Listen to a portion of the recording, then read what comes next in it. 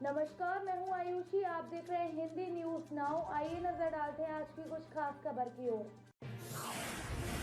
बाराबंकी की नन्ही गलियों के बीच पहुंची तापसी पन्नू। बॉलीवुड की चर्चित एक्ट्रेस तापसी पन्नू बाराबंकी पहुंची। उन्होंने यहां के सरकारी विद्यालय में बच्चियों से मुलाकात की और उन्हें शिक्षा व खेल के माध्यम से सशक्त बनाने के लिए प्रेरित किया।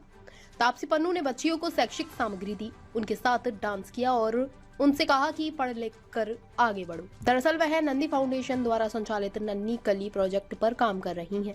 इसके लिए वे गरीब तबके की बच्चियों को गोद लेकर उनके शैक्षिक विकास को लेकर सहयोग करती हैं। तापसी हर साल नन्ही कली प्रोजेक्ट के सहयोग से गोद ली हुई इन बच्चियों से मिलने यहाँ आती हैं और उन्हें बहुत सारा लर्निंग मटेरियल और बाकी सामान देकर जाती है। इस कार्यक्रम का संचालन मुख्य रूप से नन्ही फाउंडेशन के नन्ही कली प्रोजेक्ट की प्रोग्राम ऑफिसर सितारा सिद्दीकी और उनकी टीम ने किया। दरअसल नन्ही कली एनजीओ से जुड़ी फिल्म अभिनेत्री तापसी पन्नू देश के अलग अलग हिस्सों में गरीब बच्चियों की पढ़ाई में मदद करती है, जिसके तहत बिना किसी तामझाम और सुरक्षा के तापसी बाराबंकी जिले के विकास खंड रामनगर में स्थित प्राथमिक विद्यालय गर्री पहुंची। बच्चियों को सशक्त बनाने की दिशा में काम कर रही तापसी ने यहां उनके साथ खूब मस्ती की। दरअसल नन्ही फाउंडेशन द्वारा संचालित नन्ही कली प्रोजेक्ट के अंतर्गत शिक्षा विभाग के सहयोग से प्राथमिक विद्यालय गर्री में आफ्टर स्कूलिंग बच्चियों को 2 घंटे फ्री ट्यूशन दिया जाता है, जिससे यहाँ के 6 सरकारी स्कूलों गर्री, लैन, लोनारमठ, बरियारपुर, बिंदौरा,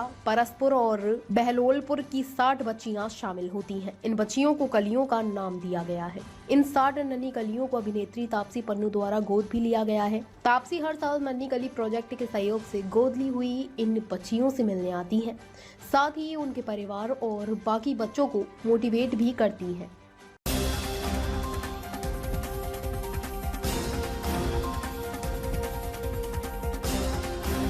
देश का सबसे बड़ा आईपीओ लाने की तैयारी में हुंडई, जेपी मॉर्गन, सिटी और एचएसबीसी को एडवाइजर बनाया। जून तक आईपीओ के लिए पेपर जमा कर सकती है कंपनी। साउथ कोरिया की कंपनी हुंडई की भारतीय यूनिट हुंडई मोटर इंडिया भारतीय बाजार में लिस्ट होने की तैयारी में है। कंपनी दिवाली के आसपास यानी अक्टूबर-नवंबर में आईपीओ ला सकती है।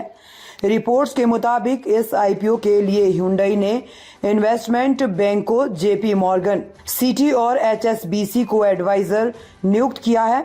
जून तक आईपीओ के लिए पेपर जमा कर सकती है हुंडई। रिपोर्ट्स के मुताबिक आगे चलकर अगर जरूरत हुई तो इन्वेस्टमेंट बैंकों को साथ लिया जाएगा।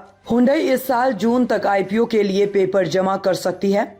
भारत लिस्टिंग के प्लान को लेकर मीडिया रिपोर्ट्स पर रिएक्शन देते हुए हुंडई ने 7 फरवरी को कोरिया स्टॉक एक्सचेंज को एक ऑफिशियल बयान जारी किया था। हुंडई ने कहा था कि एक ग्लोबल कंपनी के रूप में वह कॉर्पोरेट वैल्यू बढ़ाने के लिए विदेशी सब्सिडियरीज की लिस्टिंग समेत कई एक्टिविटीज का लगातार रिव्यू कर रही है, लेकिन अभी कुछ कंफर्म नहीं है। तो वही इस आईपीओ की तैयारी से जुड़े लोगों के मुताबिक कंपनी करीब 2.5 लाख करोड़ रुपए के वैल्यूएशन पर लगभग 10% हिस्सेदारी बचेगी। इस हिसाब से प्रस्तावित आईपीओ करीब 25,000 करोड़ रुपए का होगा। ऐसा हुआ तो ये देश में अब तक का सबसे बड़ा आईपीओ होगा। 2022 में सरकार ने एलआईसी में अपनी 3.5% हिस्सेदारी बेची थी और इसके लिए करीब 21,000 करोड़ रुपए का आईपीओ लाया गया था। ताज़ा खबरों से जुड़े रहने के लिए हमारे चैनल को सब्सक्राइब करें और बेल आइकन को दबाना ना भूलें, ताकि हर खबर की नोटिफिकेशन आपको मिलती रहे।